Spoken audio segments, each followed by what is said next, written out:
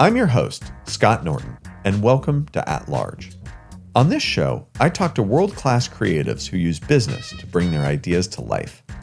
We'll hear about their creative practices, their most interesting stories, and the lessons that'll inspire you the way that they've inspired me. My guest today is Kareem Rahma. Born in Egypt and raised in Minnesota, Kareem moved to New York and landed a job at Vice Media before joining the New York Times to lead growth for their newly established video department. After then founding and selling his own media company, Nameless Network, Kareem began pursuing his true calling, to become an entertainer.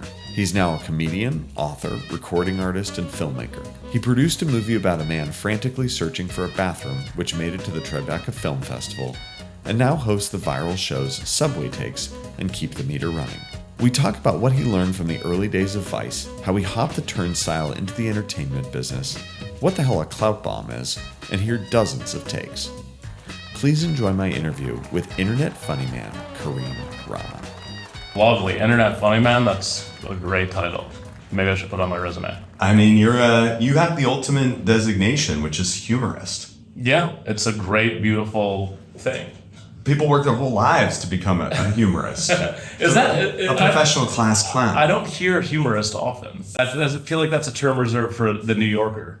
This is a highbrow and lowbrow publication. Okay. You know, I mean, I like to think that sometimes At Large is the Paris Review meets the National Enquirer. That's a beautiful. That's a nice hybrid. That's something that I can get behind. Yes. It's funny because sometimes I walk into a room of Italians. Oh, tell me. And they say, the funny man's here, which I also appreciate. That's like a thing. The funny man. Yeah, it's like, I think it's like a old school kind of like, I don't know, maybe mob thing. It sounds like the funny man's here. The funny man's here, and he still owes us money. No, I don't know. I don't owe anyone any money except for Volvo Financial Services, who I lease my car from. And I wish they would take it back. You're on the hook. But they won't. No, a lease is, they lock you in for 3 years. It's a financial instrument, very specific. As a child of immigrants, I was taught never to put anything on credit and never to lease. And this was my first lease. I'm 38. Wow. I've been driving since I was 15. Yes. This is my first lease. And I regret it. Yeah. And I will never do it again. I'm not even a car guy. Well, I'm literally not. But you're dad, so you're a car guy. What? I think when you become a dad, there is a car guy gene that begins to express itself because you're like, my family needs a chariot. That's funny. Okay, let me ask you a question because you're probably a little older than me, so I need some advice. Yeah. I don't like my car. Okay. I hate it. It's too small. I don't like the electric. I don't love the interior. Mm-hmm. I can break my lease for $12,000. Leasetrader.com. Volvo doesn't allow that.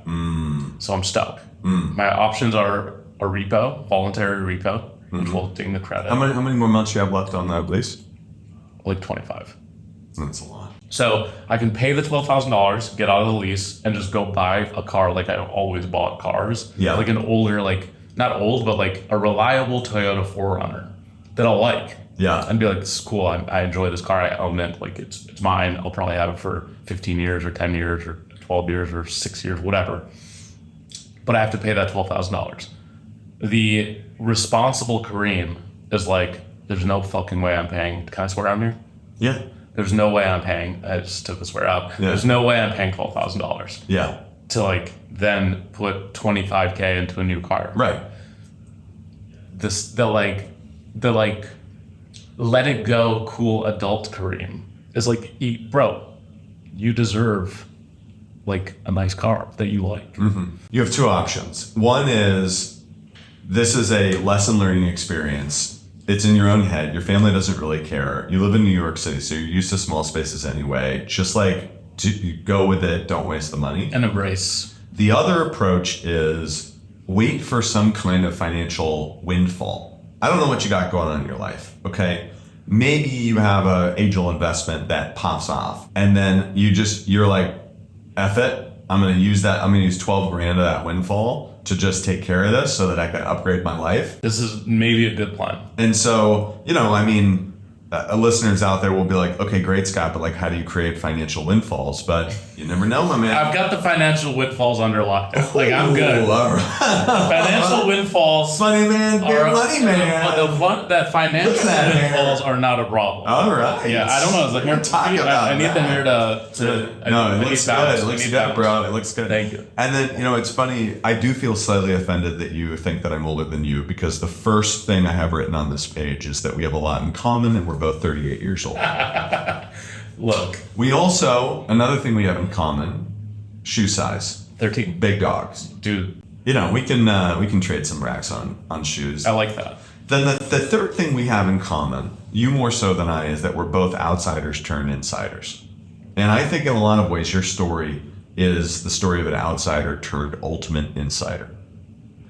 And so I'd love to get a little bit about your story, your growing up. Where did you grow up? Tell me about your childhood. How did you make it to New York? I grew up in a nice suburb in St. Paul, Minnesota, called Mendota Heights. It was like an ideal Midwestern childhood, with the exception that, there were like a lot of Arabs or Muslim people in the city. But it wasn't like an issue. You know what I mean? I assimilated very quickly. My parents both had been assimilated. So like I didn't feel like a total fish out of water. But yeah, the childhood was great. I had a good time. Like I grew up I got my first job at 14. I worked at McDonald's. I made $5.05 an hour. And I worked every day from 3 to 7, Monday through Thursday, while everyone else was playing sports or just hanging out, whatever. And that was because, my parents were not so financially stable. I mean, we always had food on the table and we lived in a good house in a nice neighborhood, but that wasn't it. Mm-hmm. There was no accoutrements. Mm-hmm. There was no Nikes. Or the Nikes were from Burlington Co. Factory and like discontinued in weird sizes. And so, once you get to that age of like entering high school, coolness feels really intense. Oh yeah. And to be cool, you kind of have to like fit in. And I was always, accepted and in the cool kids, or at least peripheral. But I was like, if I want what I want, I have to work for it. And so my dad was fine with it. He was like, yeah, go get a job. My mom was and I'm sure it was because the financial burden was lifted off of one child. But my mom was like, don't, like, you're too young. She like didn't want me to work. And I pretty much worked from 14 to 33.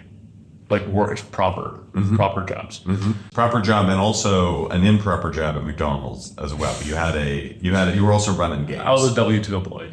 Yeah, but didn't you have a little thing going on there? I had a couple little things. Yeah. Which I think I still people in the comments might be like, this guy was stealing. I don't consider it stealing. What did you do? I created a Kareem tax. Mm-hmm. Because I was getting exploited. I mean, I was 14 as child labor, working at McDonald's, making $5.05 an hour. I worked there for a year, and my raise was 10 cents. Uh-huh. So I was making $5.50, and I was just like, this is not fair. So I saw a guy get caught for stealing out of the register. I said, that's not a good move. I want to keep this job. I'm not going to steal out of the register. So I decided to impose a Kareem tax on every customer that came through.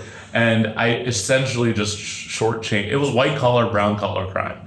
I shortchanged every person 5 cents, 10 cents, 15 cents. I don't think I would go over a quarter because people used to check for the quarters. Oh, the quarters that's an important part of the change. But like 4 cents, people, like when you get change, you don't look at the change. No. This could be happening to you. Yeah, it could be. I could be being taxed by some young Kareem out there. Yeah, who cares? If I found out, I would go, whatever. Yeah. Like, I keep it. I keep the change. Right. So, and I'd have a little calculator in my pocket. And I would just like tally up, I would do like plus 0.5, plus 0.10, plus, whatever. And then by the end of the day, that number would be like 20 or 15. And then I'd take it out of the register. And the register would be completely synced up with the receipts. I'd take the register to the manager. They'd be like, cool, it all checks out. I would have 15 extra, 20 extra bucks in my pocket. No one complained. No one knew. No one noticed. No one cared, probably. I don't think anyone would care. Right. Well, 5 cents is not... I was in an affluent suburb. Yeah. Yeah. No one cares. It's a principle thing, but yeah. But, principle, like, it's a gray area, man. I think it's a gray area. Yeah. But I think a lot of people on this podcast will probably disagree with me. What do you think? Yeah, I think that... They'll say this 14-year-old belongs in jail. No. I hope we should arrest him. He's bad. And look how I turned out. No other crime. Fuck it. Yeah. If the system exploits you, you should exploit the system. No, yeah, it's a victimless crime. It's a corporation. It's people who can spare 5 cents. Yeah. You're staying out of trouble. Yeah. Because the alternative is to actually steal. Yeah. The alternative is to go to the Mall of America and steal Abercrombie and Fitch cologne, which is $40, which is unfair. That's the next level bad. Yeah. I don't shoplift, and I don't condone shoplifting. I have a lot of friends, old friends, 35 years old, 40 years old, that shoplift from Whole Foods. Get out of here. To this day. And I'm like... That's not appropriate. Stuffing burrata down those baggy pants of theirs. I'm kind of like, Going to the you guys are lame, but... Sticking Castor Voltranos down their pants, No, you would be surprised. And maybe it's because I hang out with losers. What do you think about this kind of theft? Tell me. You go to Whole Foods. You see the organic peanut butter, and you see the regular peanut butter. You go to self-checkout. You ring in regular peanut butter, but you're taking organic. What's your position on that? I have personally learned that the joy, the mischief, the deal that comes with petty larceny is not worth the pangs of guilt. For me personally. Even with the organic peanut butter. Let me tell you where I am comfortable where the gray area is if I am grabbing produce and I grab a tomato and or something and I do not recall whether I grabbed organic or not. Do not recall is guilty. I do default bring it up as conventional and not organic. This is a blur. That's do not recall. This is blur. Can I also one of the do not recall does not hold up in court. Watch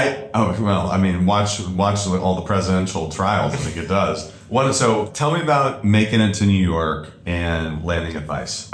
So it was one of those things where I had quit my job.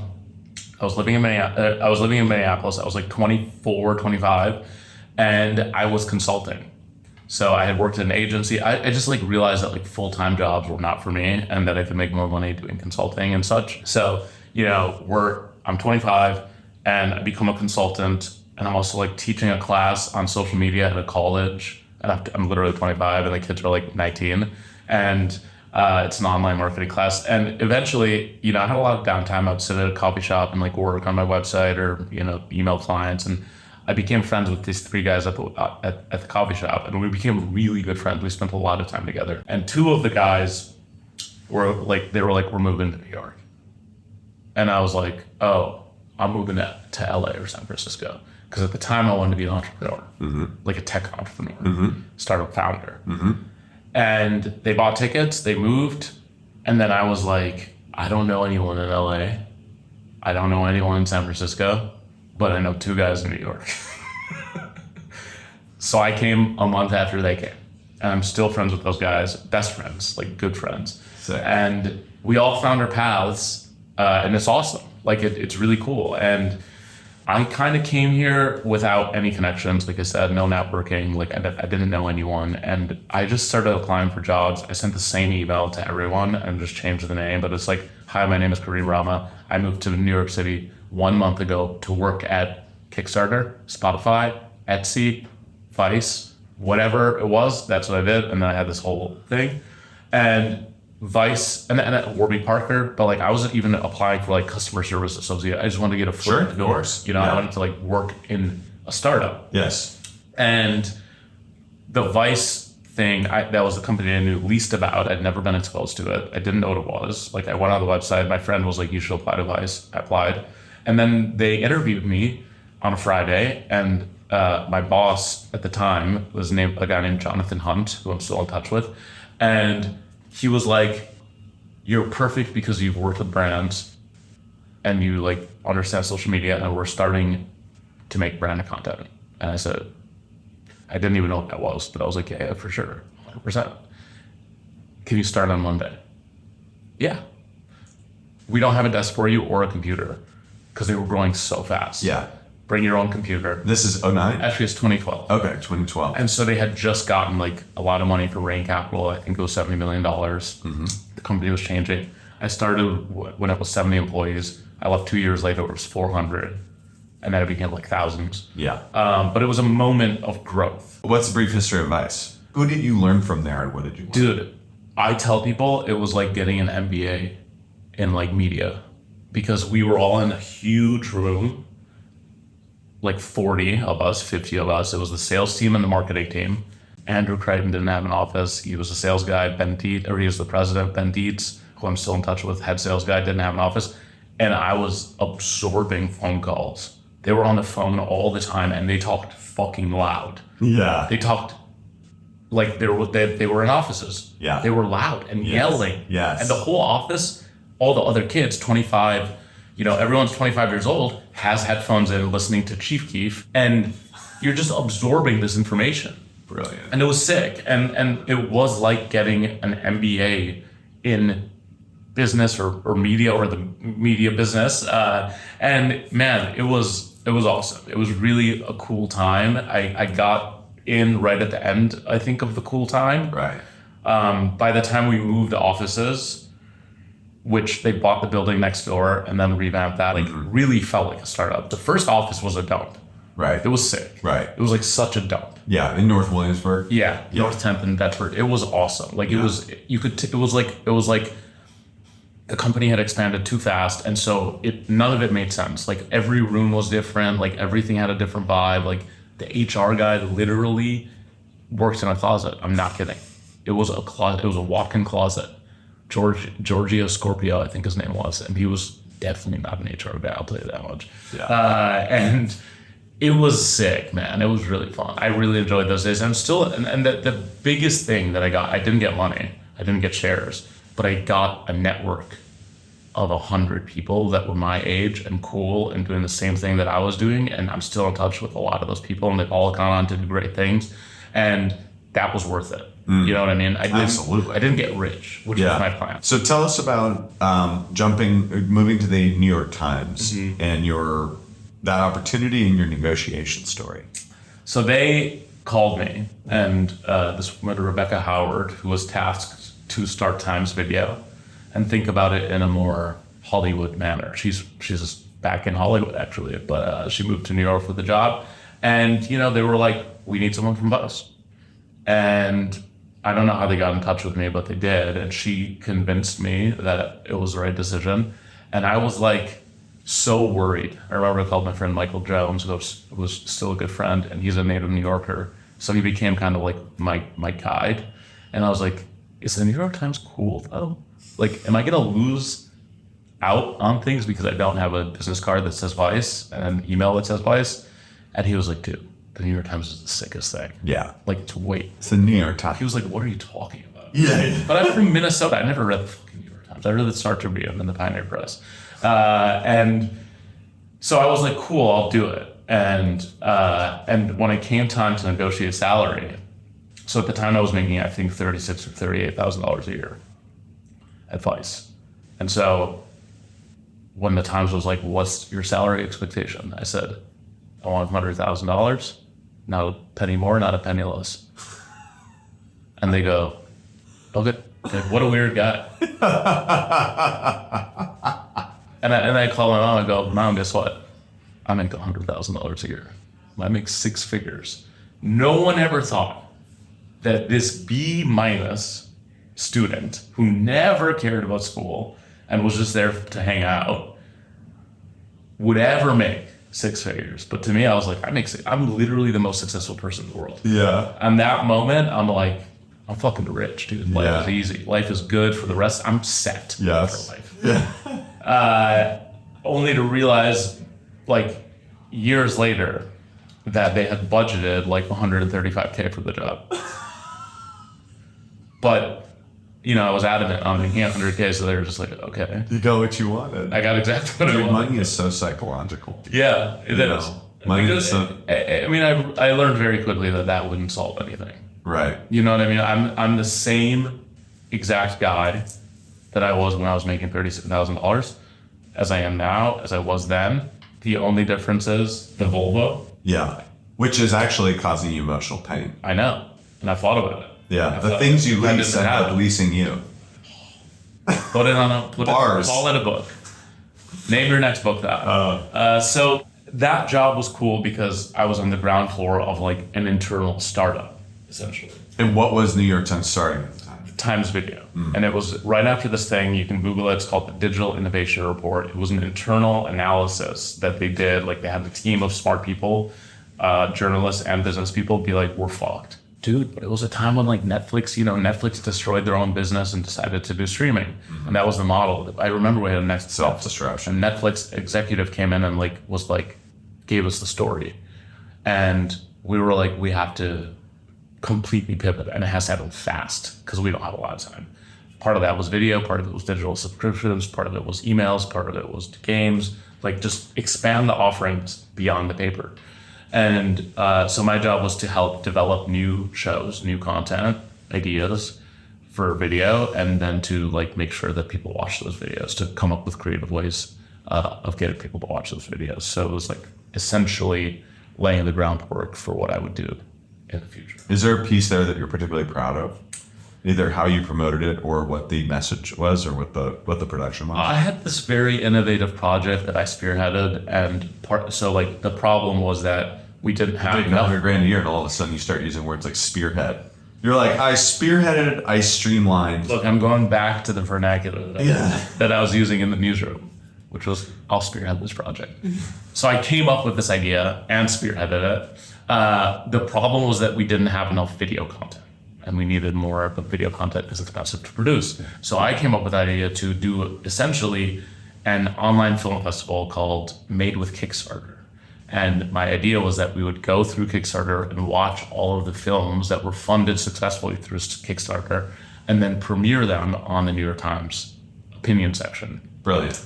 And so we like watched hundreds of movies. It's like a built-in film festival submission process. Yeah. And it was discontinued after the one time that I did it, but it was massively successful. And we told all these fucking cool stories. Yeah. Because the goal was, how do we get new viewers?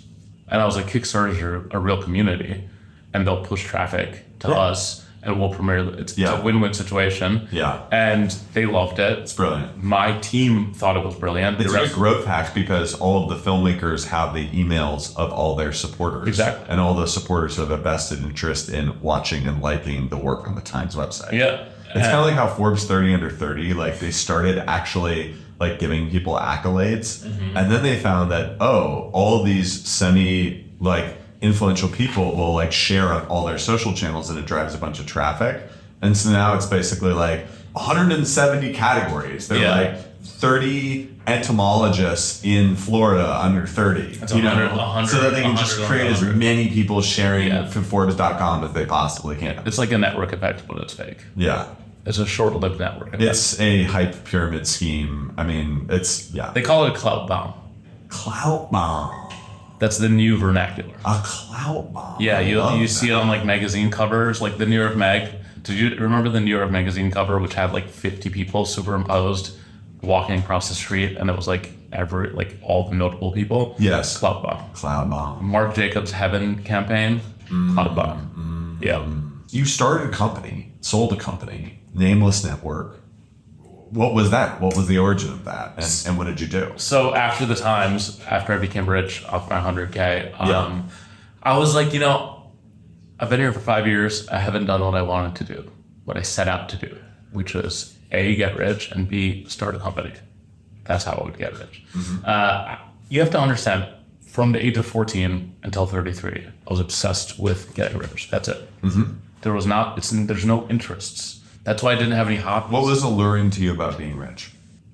The freedom. Yes. That's it. Right. There's nothing else. Yeah. Well, for some people there is, but for you there's not. Well, for me there was nothing. Right. And I remember this moment where I was like in the locker room. I used to go to the gym over lunch when I had my first ever job out of college, which was an advertising agency. I would go to the gym. And I remember I was in the locker room, and this guy was complaining to his friend. He was like, I really want to take my family on vacation, but my boss is not letting me, blah, blah, blah, blah, blah. And I was so furious.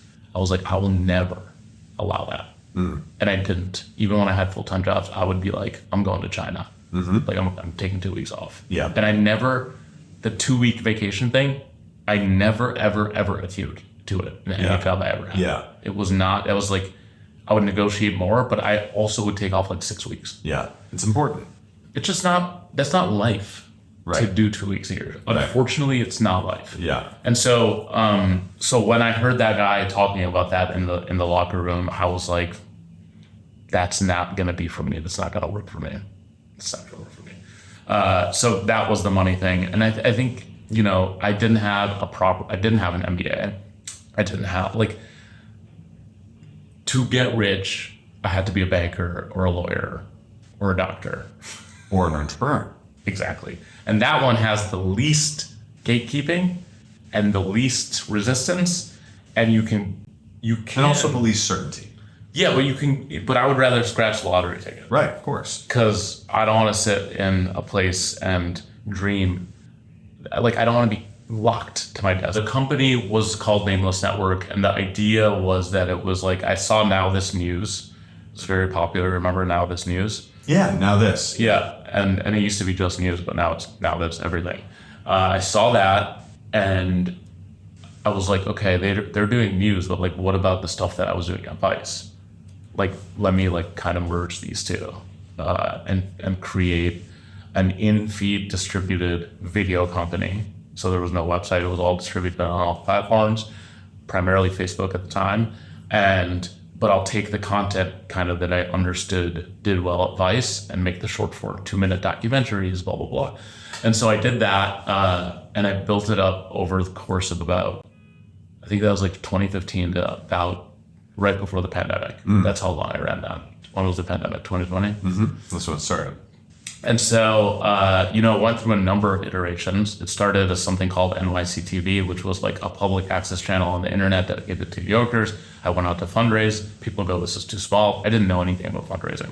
I listened to this podcast called Startup. Sure. And that is where I learned. I literally was like, I'm going to listen to this guy. I'm going to do what he did. So he's like talking about term sheets. I'm like, cool, we got to get a term sheet. Shout out Alex Bloomberg. Yes. Yeah. I just did what he did. Yeah. And it worked. I raised $1 million. And I started this company, and we made those videos. And at one point, like the Facebook spigot turned on, and we were making $150K a month doing these videos. I had 15 employees cranking on them, and it was like profitable and successful. And I'm like, holy shit, I'm doing it. At the same time, I hated being the boss. I hated being the CEO. I only wanted to be involved in creative. Yeah. But I couldn't be, because I had all these other responsibilities. That's right. Realized that I was really just cosplaying. Yes. I wasn't happy. Certainly wasn't happy. I was stressed out. Were you doing the work and getting better at it, even if you did not like it? No. Okay, so you was always bad. You were averse to it, and so you had a relationship where you're like, oh, this is a chore.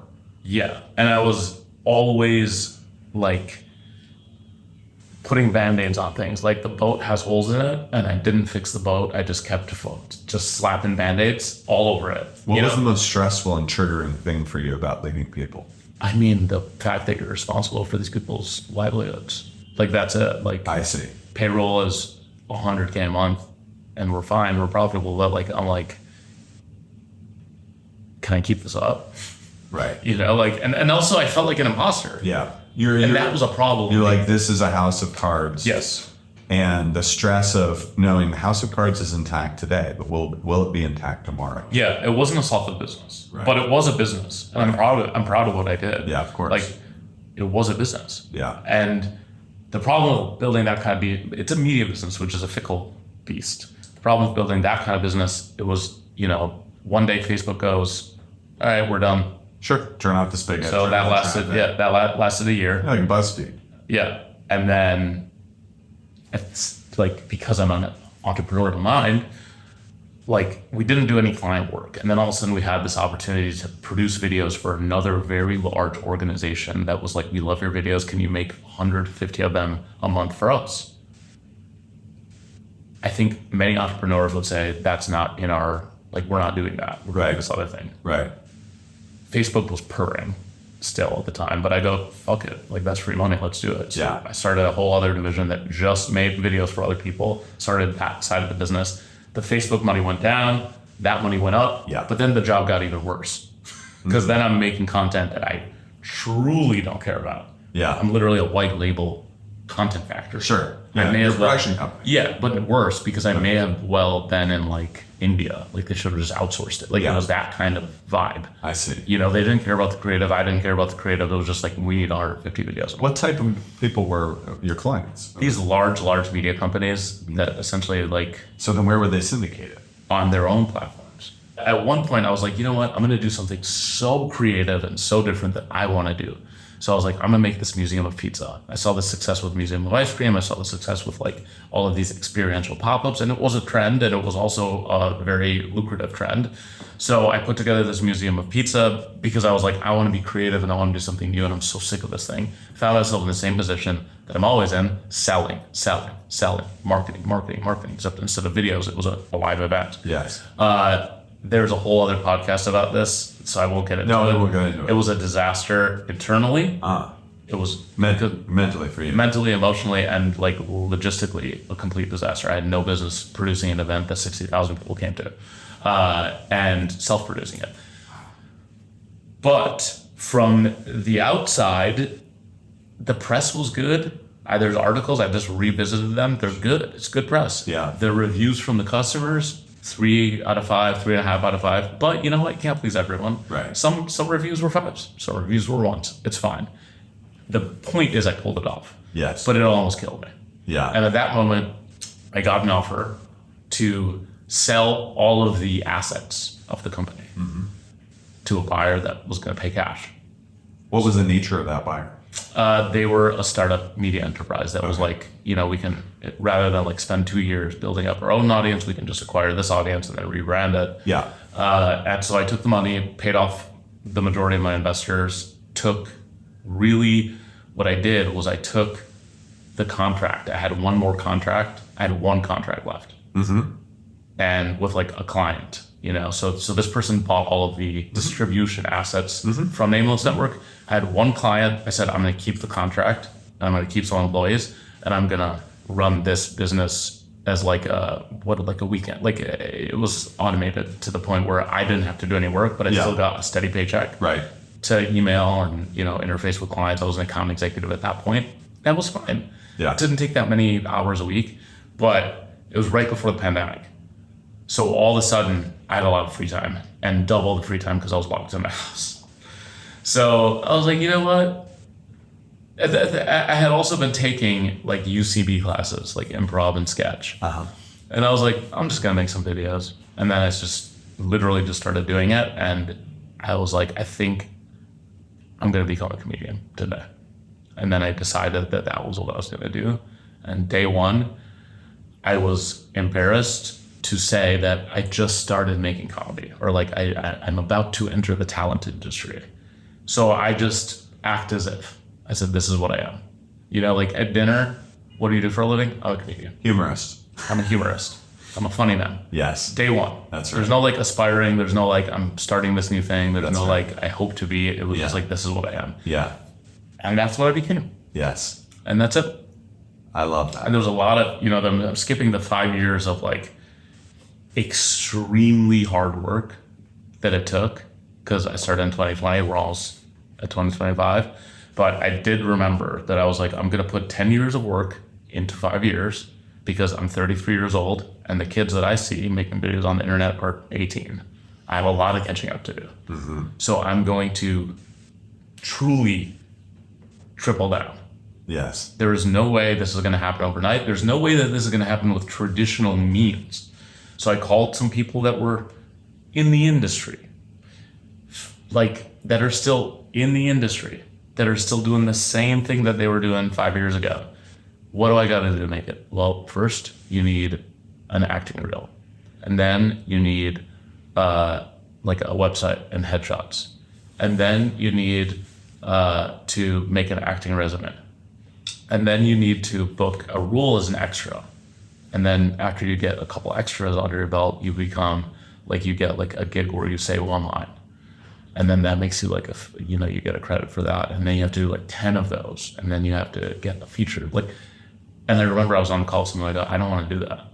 I was walking in the desert. I was in Palm Springs. It was during the pandemic. And I had just been separated from my wife. Mm-hmm. And I went to the desert with a friend the guy who moved to New York City a month before me. Mm-hmm. He ended up working big jobs. And he was like, I'm renting a house in Palm Springs for 2 months. Feel free to come by. I came for 2 months. I'm walking the desert on this call, and this person's telling me these things, and I go, I don't want to do that. And she's like, you have to. And I go, I'm not doing it. I'm not going to do it that way. She goes, well, good luck. You just stepped into your power. I never made the acting resume. Yeah. I never got headshots. I didn't do any of those things. I've never been on TV. Have you always had, did you at the time have your sense of humor and theatrical presence that you have now? Yeah. Yeah, okay. Yeah. I didn't need because you were already talented. I was already fun. Oh yeah. We skipped the part where I was like a class clown in a way, college, high school. In a way, she was talking about the career trajectory of an actor who plays other people. Mm-hmm. You were actually a performer who plays yourself. But I didn't know that at the time. You play okay, gotcha. But you play a dialed up version of yourself. Yeah. You play Kareem Rahma turned to 11. Yes. Like I've seen you turn it on. Yeah. Right. And you're basically the same guy. And I do the same thing, but you're basically the same guy, but like amped up a little bit. What are the different components of your creative practice today? And because you've got so many different things going on. So what, just line us up. What are the things you know the circus bear that's like juggling? Yeah. That's me. Yeah. That's me. I'm like, But I have just this thing where it's like, I know that if I do something today, it will make sense in like a year or two. Mm-hmm. Right? So like I do a lot of work that will pay off in a long time. So to answer your question, I have 2 digital series, which is Keep the Meter Running and Subway Takes, that are very successful. So I do those all the time. And then I have a feature film that's about to premiere October 4th that I made 2 years ago. And what film was that? It's called Or Something. Or Something. It's a drama. But again, I want to be in a movie. I'm not, it's impossible to be in a movie. You got to sit around and wait. Mm-hmm. So I said, I'm just going to write it. I'm just going to write the movie. And then I'm going to produce the movie. And then I'm going to star in the movie. And that's what I did. And it turned out fantastic. And obviously it wasn't just me. Making a movie requires hundreds of people and thousands of hours. But again, like me and my friend Mary, who I wrote the movie with, we said, let's make a movie that we can make for $0 or for $10 million. But I said, what I don't want to do is shop it around. Yeah. We are going to write this movie, and then we're going to make it, and we're going to make it by getting so much money from friends and family and other people. Mm-hmm. So we raised XYZ amount of dollars. We made the movie in 6 days, which is crazy. It's a feature film. And part of me was like, I'm funny. I had done the movie with New York Nico, which we glossed over, but that premiered at Tribeca. That was a short film. And that is... It's called Out of Order. Out of Order about a man searching for a bathroom. The poopy one. Okay, yeah. Good time, but about poop. Yeah. Here's another lesson. Like Nico called me and said, you're funny on the internet. Like, do you know how to write movies? I go, of course. Yeah. Same thing with the podcast company or with raising money. Like, I don't know how to do it. Of course not. But if you say you do, then yeah. Yeah. And so he goes, I have an idea for this movie. It wasn't my idea. He was like, I have an idea for a movie about a guy that has to use the bathroom, but can't find one. And I go, great. And he says, it's kind of like this movie After Hours by Martin Scorsese. So I said, okay, sounds good. Turn on After Hours, watch it twice. 72 hours later, here's the script. Love it. And he goes, this is hilarious. Well, I can't wait to see it. Can we see that now? Or? Yeah, that's on YouTube, actually, coincidentally. On YouTube. On Vice's YouTube channel. Ah, classic. Yeah.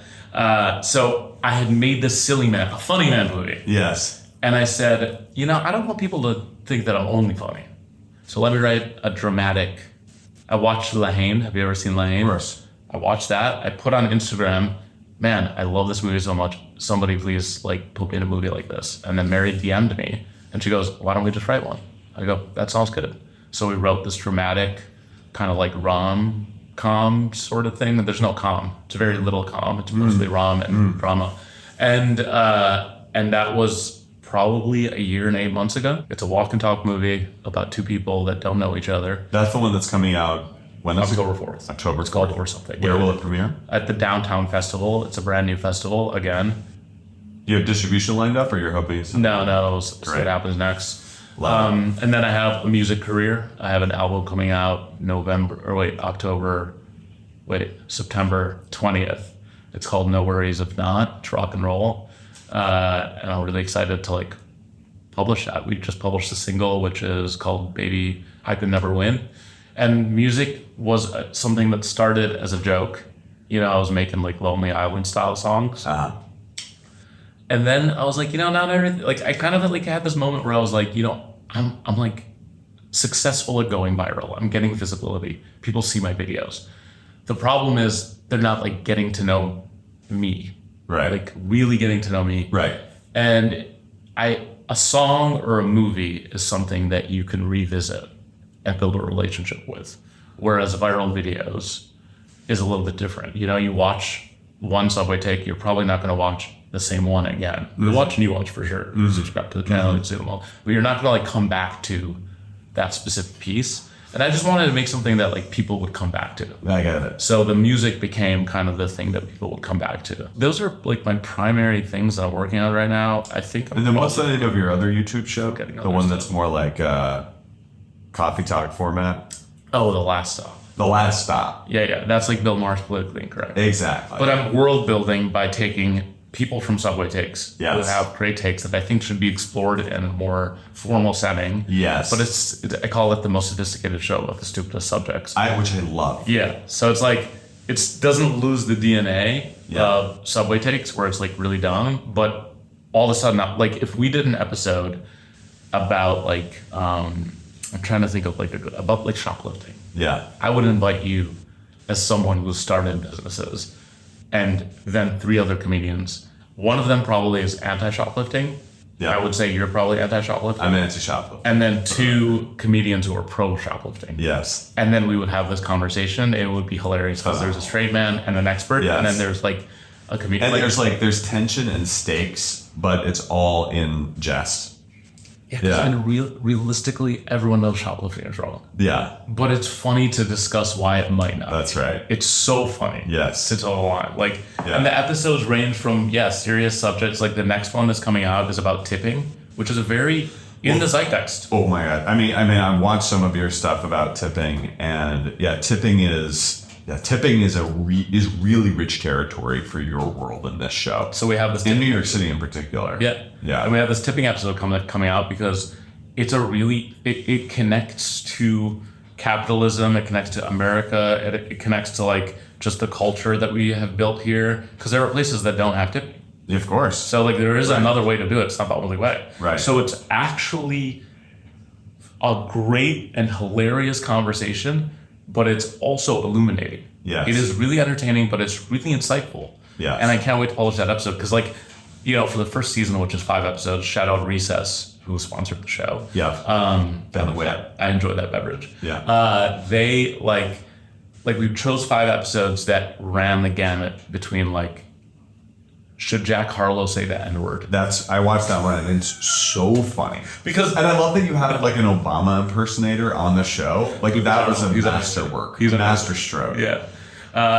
And it's like, we know that he's not supposed to, but it's funny to think about why he, like what possible reasons could, you know? Right. And then the tipping episode is actually really like insightful. On Subway Takes, you have an Instagram series where you will sit next to your friends, sometimes regular people, and comedians, which you kind of favor for the show, and you ask them for their take. Not necessarily a hot take, but their take. Doesn't have to be hot. And it's taken off like wildfire. Talk to me about how you designed the format of that show to be strategic. Mm-hmm. So I had like a failed podcast company. There's like something that I was doing because again, like when I was transitioning from a comedian or an entrepreneur to a full-time comedian, I still had to pay the bills. So I did what I know, which is entrepreneurship. But this time I got a guy named Andrew Quell, who was still my business partner. And we had dinner and I was like, dude, I'm an entrepreneur. I'm really good, but I can't be a CEO. I'm not good at that, but I'm good at the ideas and executing. Yeah. And so we partnered on this company. Artist and operator, visionary and integrator. And it worked so well. Classic leadership pair. And it worked so well. We sold deals, we made podcasts. But like podcasting was going through a boom and bust. Mm-hmm. And we caught the tail end of the boom, and then we caught the majority of the bust. Mm-hmm. And I'm proud of the things that we did. We did good projects, we did good deals. It just wasn't enough to like the industry, kind of like the whole thing dried up. Yeah. So we had barely any money left. We were on our last, like, there's nothing left. And I always had this thing where I was like, anything is a podcast. Like talk shows are podcasts. Jimmy Fallon is a podcast. Of course. Bill Maher's Politically Incorrect is a podcast. It's all podcasts. Yeah. Like there's like, the definition doesn't have to be this. It can be other stuff. And so I had a lot of comedians asking me to start podcasts with them. And the reason that they wanted to start them is for the clips, not because of the podcast. Like they wanted to do clips for the Instagram and TikTok. Mm-hmm. And so I thought about it for a while, and I had this desire to kind of like disrupt podcasting in a way that I wanted to like kind of be like, fuck you guys, mm-hmm. like you're lame. Which I don't actually believe that, but it's just that kind of renegade in me. Yeah. And tongue in cheek, I was like, I'm going to start a 1-minute podcast. And it's not going to be distributed on podcast platforms. And like, what if there's a podcast with no podcast? And that was kind of the core nugget of the idea. Right.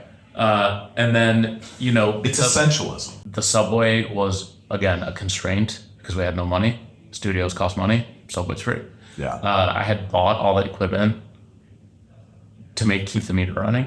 So I owned that stuff.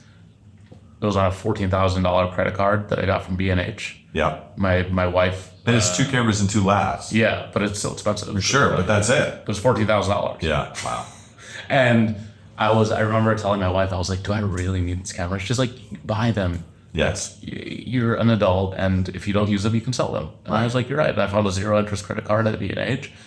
And I said, whatever. And I do believe firmly that if I didn't have those cameras for Keep the Meter Running, that subway takes would probably not exist, because then I have to rent cameras, and I have to rent labs, and I have to ask people for favors. And that's not what I wanted to do. Yeah. So a lot of it came from like, what can I do without having to ask anyone for something, like a studio or equipment. You have a talent for creating without other people's permission. I don't. It's like when I got the job. Yeah. I got my first job at McDonald's. Yeah. It's just like, I don't know, man. Early on, I just knew that like if I wanted something, like it was just gonna be me. I'm responsible for what I want. Yeah. And that's it. Like, it's just like, I like to, it's not even about being in control. It's just about being able to do it. Being able to do. That's exactly right. Right. That's exactly right. Yeah. Is being able to do it. Yeah. And that's what motivates me. Yeah. And so I went out and shot some episodes, and I was really nervous and decided to publish a trailer, which is something I'd never do. And the trailer got like 1 million views. And I was like, whoa, trailers don't work. So this might work. Published the first episode, and me and Andrew were like, it's a flop. It got like 4,000 views. It was that vertical video has destroyed civilization. Okay, all right. I can see why that might not light the world on fire. It's a little bit niche. And it's with one of my friends. It was one of my best friends who shoots the show, Anthony Demiri. Right. I was like, we should just do an episode with you. Yeah. You have a take. And and here's the thing about like my formats is that they are 80% complete when I go out to shoot them. Mm-hmm. 20% completion happens in the shoot. Sure. So he said vertical video. Improvisational. He said vertical video is a downfall of civilization. I said 100% disagree. Not planning to say 100% disagree. And then that became cornerstone your catchphrase of either in signature And it also brought your voice into it because you're either 100% agree, 100% disagree, or occasionally you're like, tell me more. Yeah, which is a commentary mostly on American culture, which is that you either 100% agree or you don't. There's no third party. That's right. And it's really like, I'd say like 4% of the episodes are where I'm like. And people like an opinionated host. Yeah. They like an opinion. Sometimes they don't. Zishan, our mutual friend. Yes. They did not like my opinion. His take was that all women are more attractive with armpit hair. I said 100% disagree because you spoke your truth, and I did not survive. I know the roasting. Yeah, that episode more than any other. I just think it's so cool to say to agree with that. I think it's cool to agree with that. To agree with it? Yeah, I know, but I wanted to go against the grain. My personal, actual opinion is that I don't care. I literally don't care. Sure, sometimes yes, sometimes maybe no. For the show, that I understand that extra. nuance. I had to say 100% disagree, 100% disagree. Right. Don't tell me more about that. Right. So I disagreed. Yes. Because that's the first thing that came to mind. Yeah. Like my gut was disagree. Yeah. And yeah, they didn't love that, but they didn't love it. But I mean, I survived. And how is your media business structured today, and how do you find advertisers? So me and Andrew are business partners still. He's a producer on the show, and at this point, it's primarily inbounds. Like we get hundreds of. Do people advertise on Subway? Yeah.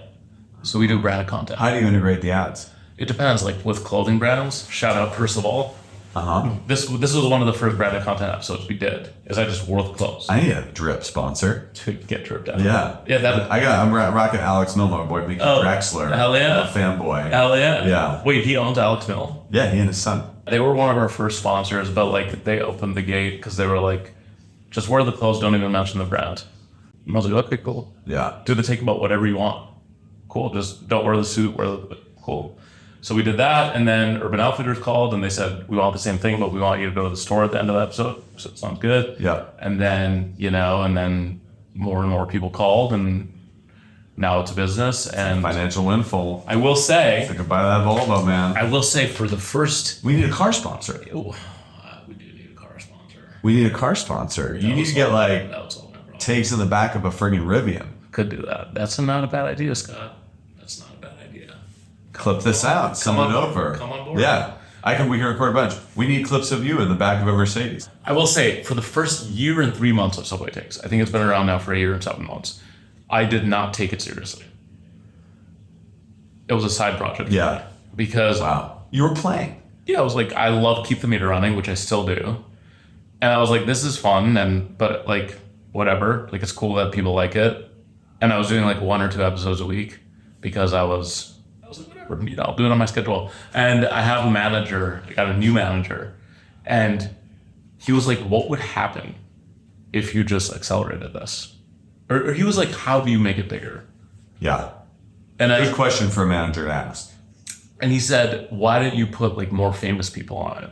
And I got really upset. And I was like, I don't want to put more famous. That's not what the show is. It's about the takes. If the take is good from a famous person, great. If the take is good for a regular old Joe Schmo, that's even better. But I don't want this show to be a stop for B-level and C-level people promoting their movies. Yeah. In your New Yorker profile, you say that. It's about the take, not about the talent. And so I was like, I told him, I was like, I'm not even treating this like a job. I'm just literally doing it for fun.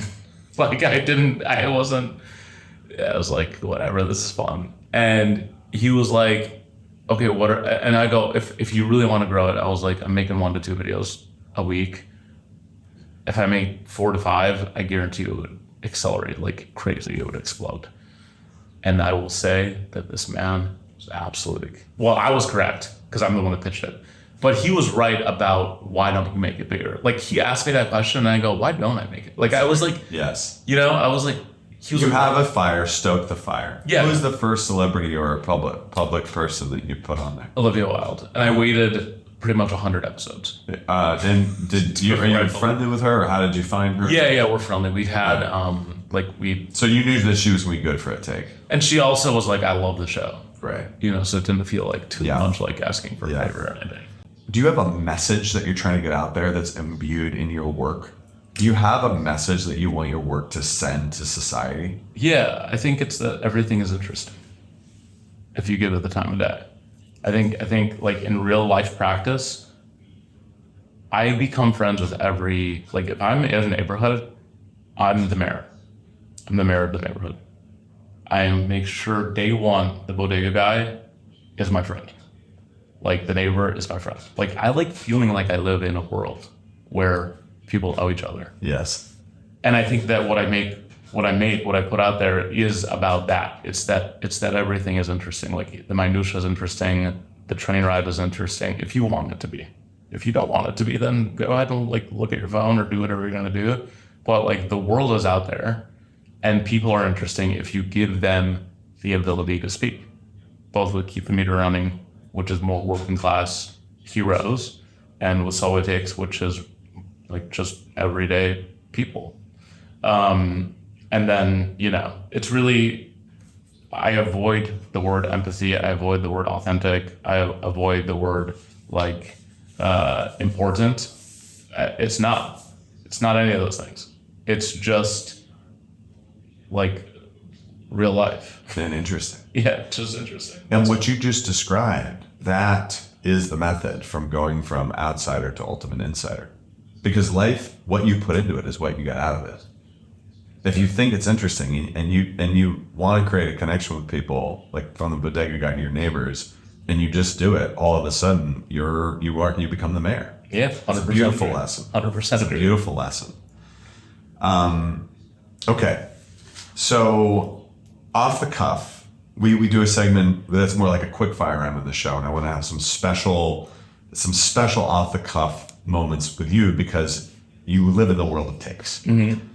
A friend of mine is a guy named Sheil Monat, who's a investor, entrepreneur, and he recently put a bunch of takes on Twitter that someone asked, like, what's your controversial take, or what do you think is something to be true that most people maybe don't think about? So I'm going to read you his list of opinions and takes, and you can comment on them if you want, but it's not meant to be too long and agree or disagree. I'll just 100% agree, 100% disagree down the line. Religion should not be tax exempt. Should not be tax exempt. For instance, like right now, when you donate to church, like the church doesn't pay taxes. 100% disagree. 100% disagree. Yeah. It should be tax exempt. Ban lotteries. 100% disagree. 100% disagree. Ban loud motorcycles. 100% agree. Allow performance-enhancing drugs in sports. 100% agree. No taxes on the first $25,000 of income. 100% agree. Elected officials shouldn't trade individual stocks. 100% agree. Government officials should be paid more. 100% agree. Government officials should have to release their financial records. 100% agree. Each state shouldn't get 2 senators. It should be based on population. 100% agree. Kill the penny and the nickel. 100% disagree. Abolish the minimum wage. 100% disagree. Most podcasts and books are too long. 100% disagree. Age limit for government officials. I'll say that most movies were too long. Yeah. Age limit, yeah, 100% agree. People take dogs to too many places where they shouldn't be allowed to. 100% agree. Financial education course should be required in high school. 100% agree. The Detroit Maybe make it college. The Detroit Lions shouldn't get the Thanksgiving game every year. Don't care. If we add a new federal holiday, we have to get rid of one. 100% disagree. I'm with you on that one, bro. Why would we do that? Abolish the Electoral College and add ranked choice voting. 100% agree. Fun list. That guy has a lot of fun. He is a videos. talent. How much time did that take? He said it took him 20 minutes. That's talent. He's actually a genius. I mean, he says he's been thinking of these things for years, but he just tacked this list out in 20 minutes. What is one New York City landmark that people should put on their list to visit? Greenwood Cemetery. Ooh. Inspired by a We Were Promised Flying Cars, can you share a haiku with us on the fly? No. You strike me as a fashionista. What is New York's worst fashion trend right now? The shoes that look like horse hooves. I completely agree. Why is your toe? 100% agree. Why do you need these ones that are like made of foam or something? No, you're talking about clogs? The black shoes that have like a divot. And tabbies? Probably, I don't know. They have a separate shoe for your thumb toe. Oh yeah. That's weird. Like toed shoes. Yeah. Why? I feel it's always the most annoying people. I feel you. Okay, we'll put that in the show notes. What's the wildest thing that's happened to you, or the most like emotionally moved you've ever been? Like, what's the most impactful moment on Keep the Meter Running? I think when I went to the church in Miami with the driver, she took me to a church and like really opened up to me and told me about a bunch of stuff that happened in her life, and she started crying. And it was really like a really emotional connection. Thank you. We'll put that in the show notes. Okay. What's the hottest take you've ever heard? I mean, Jack Harlow should say that word. If you could go back in time, would you do your business career again, or would you just go straight into comedy and film? I'd probably do exactly what I did. Yeah. I like being an elder statesman. I like having all of the things I have in my brain. I completely identify with that. I call it like being your own rich parent. Right. Yeah. Like, I think I'm exactly where I'm supposed to be. Love that. And then final question, we asked everyone on this show to walk us through their go-to recipe, one of their favorite recipes in cookbook level detail. Okay. And I don't want to play the race card, but bonus points if it's Egyptian food. I'm making scrambled eggs. Walk me through it. Because I don't cook. Walk me through in detail. But I do have methods. I make the best scrambled eggs. That is one of the most high forms of like sophisticated technique, right? Yeah. Jacques Papin has a method. Thomas Keller has a method. Walk me through your method. Beat the eggs to death. 2 to 3. Pan, low heat, butter. Pour the eggs in there. Do not stop moving those eggs around. Slowly. With like a plow. Hopefully with like a rubber thing, not a wood thing. Yeah. And you do not stop moving them. That's right. For like minutes. And then at the earliest sign that like they're getting too hard, you flip them into a plate. Salt, pepper, Tabasco, maybe some goat cheese. And if you really want to get like freaky deaky, what I do is I put it on a bed of arugula. I do a bed of arugula with balsamic reduction. The arugula goes below the eggs? Yeah. It's like almost like a salad, a salad bowl. Yeah. So I'll do a bed of arugula with balsamic reduction, and then you put the eggs on top. If you want to add a tomato or something, goat cheese, and it's fire. You got it. That's my favorite breakfast and sometimes lunch. Which is, I believe, and we can double check this, but a very similar method to the Jacques Papin method. I don't read recipes. Yeah, so no, but that's what it's all about. Keep the eggs moving, low heat, butter, and what you've assembled in your final dish. You have bitter from the arugula, savory from the eggs. You have sweet from the balsamic reduction. You have salty from the salt you added. Then you also have tartness from that balsamic. It's incredible. So you have all 5 basic tastes, and you have a richness of the eggs. Oh, you could add mushrooms to the eggs. Dial up the savor. Shiitake. Beautiful. Kareem Rahma, where can people find you? At Kareem on Instagram, at Subway Tates on Instagram and TikTok, at Keep the Meter Running Show on Instagram, at Keep the Meter Running on TikTok, YouTube, just Google or just like write my name. You'll see a bunch of different stuff. Spotify, Kareem Rahma and Tiny Gun. KareemRahma.substack.com if you want a newsletter. I think that's it. Okay, so you're pretty anonymous. Yeah, just Google me. My man. Thanks so much for having me. Internet I appreciate Kareem Rahma. Thank you so much. Funnyman in the house. Really fun. This was great. You're the man. You're the best. Thank you. Thank you for tuning in to At Large. Today's episode was produced by Sick Bird Productions. Our theme song is Son of Sanford by Motion Worker. Subscribe wherever you get your podcasts and by email at atlargeshow.com. Follow me at SWH Norton on Instagram and Twitter, and DM me about the guests you want to hear on the show.